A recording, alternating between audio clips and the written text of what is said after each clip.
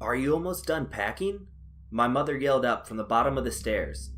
"Almost," I called back down as I quickly stuffed a pair of flip-flops into my already bulging duffel bag. It was the summer just before my senior year of high school, and I was due to spend 2 weeks visiting my uncle in North California. Uncle Henry had moved to Santa Rosa shortly after his wife, my Aunt Clara, had passed away from ovarian cancer. We all thought the fresh start and change of scenery would help him get back on his feet, since he had been struggling with depression after my aunt died.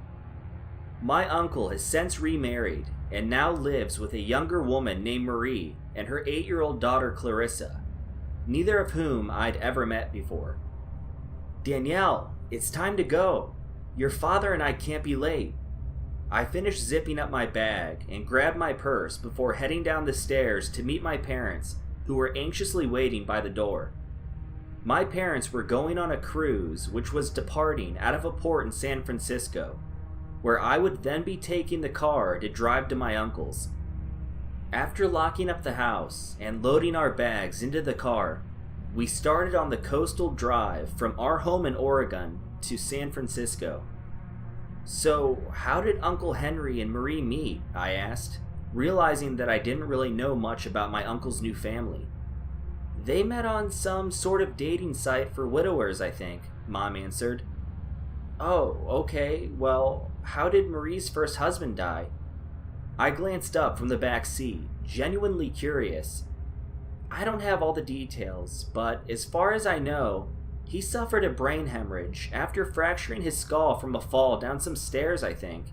That wasn't really the sort of conversation I wanted to bring up with Uncle Henry, seeing how it was a rather morbid topic. "That's too bad." I shrugged and decided to drop the subject. The rest of the car ride was fairly silent. I slept for the last half of it while my parents listened to something on the radio. When we arrived at the San Francisco port, my parents got their bags out of the car and we said our goodbyes. I would be back with the car to meet them when they got off their cruise. But for now, I just needed to focus on the drive to my uncle's house, because I really wanted to show my parents that they made the right decision in trusting me with the car. This would be my first time driving such a distance on unfamiliar roads since I got my driver's license.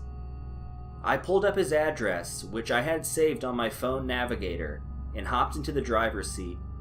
The drive was a lot shorter than I expected, and before I knew it, I was pulling into the driveway of my uncle's Santa Rosa home. They must have heard me pull up because my uncle, a brunette woman, and a little girl came out in the driveway to meet me. "Danielle," greeted my uncle cheerfully as he embraced me in a tight hug. "Let me introduce everyone. Danielle, this is Marie, and this here is Clarissa." Marie stepped forward and pulled me into a hug. "It's so nice to meet you. Your uncle has told us so much about you." "It's a pleasure to meet you both," I say, smiling, while stepping back and glancing down from Marie to Clarissa. "She's a little bit shy," grinned Marie, as she squeezed her daughter's shoulder, who still hadn't said a word. "Well, can I get your bags and show you inside?" offered Uncle Henry, who was still standing there with a smile from ear to ear. After getting the grand tour of the house and sitting to eat dinner, I went up to the guest room to settle in and get ready for bed. I really like Marie. She seems to make my uncle very happy, I thought to myself as I climbed into bed. But there's something off about Clarissa. I can't quite put my finger on it. It's just a feeling she gives me. And with that thought, I dozed off into a dreamless sleep. The first few days at my uncle's were uneventful to say the least, perhaps even a little bit boring. It wasn't until I was asked to babysit that something rather bothersome occurred. My uncle and Marie had gone out for dinner, and I was left to babysit Clarissa and her friend Leslie. Leslie is a year younger than Clarissa and lives a few houses down, so the girls frequently visited each other's houses for playdates. They were up in Clarissa's room, playing with dolls when I went up to check, and I had to come down to use the computer in the living room to check some emails. I was halfway through reading a newsletter when a sudden banging, followed by screaming, tore through my concentration. Startled, I jumped up and ran to the hallway to see what was going on.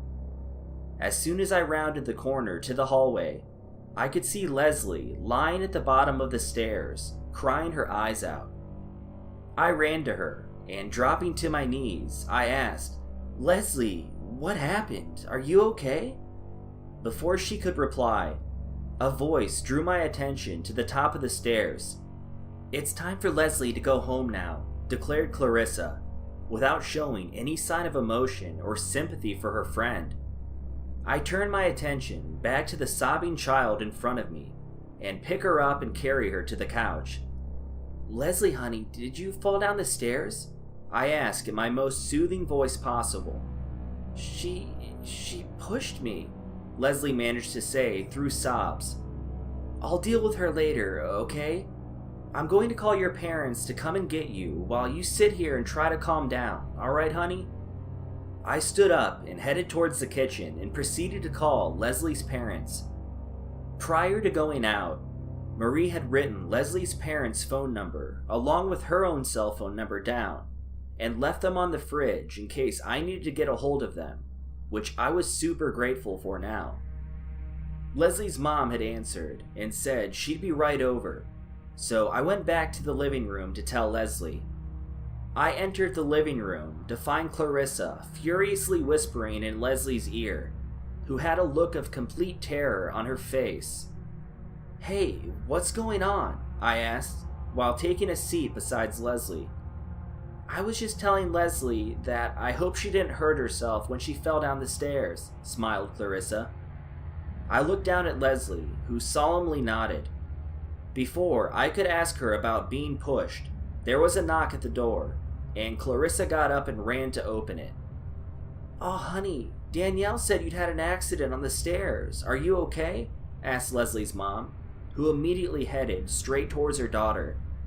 "I fell," sobbed Leslie, as she began to start crying again. Her mom picked her up and thanked me for calling her on their way out the door, to which I simply nodded and shut the door behind them. "Clarissa, before I called her mom, Leslie said you had pushed her, so what were you whispering to her when I walked in to make her say that she fell?" Clarissa glared at me. "Leslie is a liar. She fell," shouted Clarissa, before stomping back up the stairs and slamming her door. It was already late by the time my uncle and Marie got home, so I decided not to mention all the details surrounding Leslie's visit until the following day. Bad move on my part, because the following morning, my uncle told me that Clarissa had woken them up crying, with stories of how I had been a terrible babysitter and accused her of hurting her friend, even though Leslie had told me herself that she fell. Shocked, I tried to respond and tell him what really happened, but he cut me off and told me he didn't appreciate me upsetting his family like that, and how Clarissa would never do something so heinous. The days following this event were rather uncomfortable, and I got nothing but the cold shoulder from Marie and evil glares from Clarissa. It was around this time that I had noticed several of my belongings had gone missing, and I had a sneaking suspicion that Clarissa was to blame. I was too afraid to say anything, for fear of being told to stop accusing Clarissa again, so I would just have to wait for an opportunity to search her room in secret. That opportunity came on Sunday morning while my uncle, Marie, and Clarissa went to church. I said I wasn't feeling well, so I could stay home and get my things back out of Clarissa's room. I waited about 15 minutes after they had left and began my search. After going through her entire room, I had found some quite disturbing things, but only 2 of the several items I was missing. The most disturbing things I found were various family pictures, which were hidden under her mattress. All the photos had the faces scratched, burned, or torn out of them, except for the faces of Marie and Clarissa herself. 2 of the photos were of the 3 of them at my uncle and Marie's wedding, but scribbled across my uncle's face were the words "die" and "burn in hell."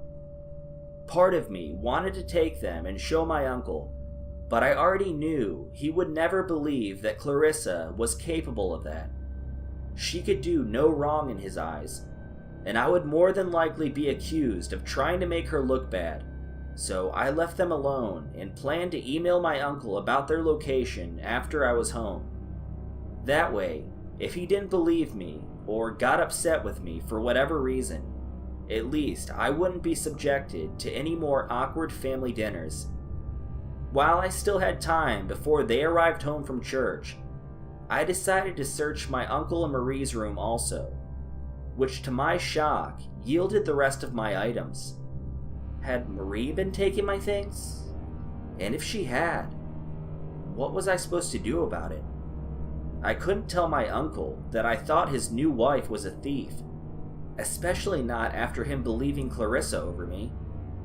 I decided that I'd just have to keep most of my stuff locked away in the safety of my car. After all, I only had a few more days left. My last few days went by incredibly slow and seemed to drag on, but finally the morning came to say goodbye. I could tell that Marie was thrilled to see me go, because she was in the best mood I had seen her in since the day I arrived. "Thanks for coming," she said, smiling in the fakest tone imaginable. Uncle Henry held his arms out for a hug. "Nice having you here, kiddo." I gave him a hug and smiled. "Yeah, thanks for having me," I said, as I turned to say goodbye to Clarissa. Marie and my uncle were already starting to head back to the front porch as I bent down to give Clarissa a quick hug. She wrapped her arms tightly around my neck and then whispered something that still gives me chills to this day. "Mommy says I should have pushed you down the stairs when I had the chance," she whispered into my ear before releasing her arms from around my neck. A shiver went through my body as I speechlessly stood up and looked down at her. She flashed me a big grin and turned away. "Bye," she called from over her shoulder as she skipped towards my uncle and Marie. I couldn't get in my car fast enough and left without even so much as a wave. The drive back to San Francisco to meet my parents had given me time to process all the events of the past weeks and left me with some very unsettling thoughts. Marie's first husband had died from a fall down the stairs. His death had been ruled accidental, but I'm not so sure I believe that now. I tried talking to my parents about everything, but they thought I was over-exaggerating and chalked it up to my overactive imagination brought on by boredom. That was until about a month later, when I came home to find my mom in tears by the phone. "What happened? Is it Dad? Is he okay?" I asked, racing to my mom's side. "Your father's fine," sobbed Mom. "It's your Uncle Henry. He's dead." She paused to blow her nose. "He fell down the stairs and broke his neck. It instantly severed his spinal cord."